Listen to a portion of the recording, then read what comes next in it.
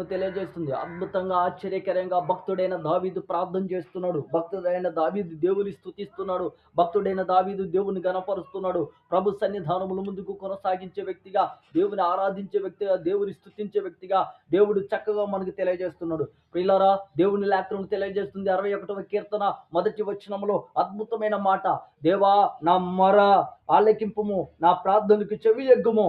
భక్తుడైన దావీదు అంటున్నాడు, దేవా ఇదిగో నా మొర ఆలకించుము, నా ప్రార్థన ఆలకించుము, నా ప్రార్థనకు జవాబు దయచేము. ప్రార్థన ఆలకించేవాడా, ప్రార్థనకు జవాబు ఇచ్చే దేవుడా, ప్రార్థన పట్ల గొప్ప కార్యాలు చేసే దేవుడా, ప్రార్థన పట్ల గొప్ప మేలులు చేసే దేవుడా, ప్రార్థనలకి జవాబిచ్చే దేవుడు అని దేవుని సన్నిధానంలో భక్తుడైన దావీదు ప్రార్థన చేసేవాడు. ఈ రోజు నేను అనేది ఏమిటో తెలుసా?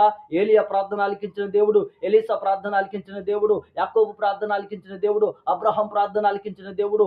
నీ ప్రార్థన దేవుడు ఆలకిస్తాడు. నీ ప్రార్థనకు జవాబు దేవుడు ఇస్తాడు. నీ ప్రార్థన పట్ల గొప్ప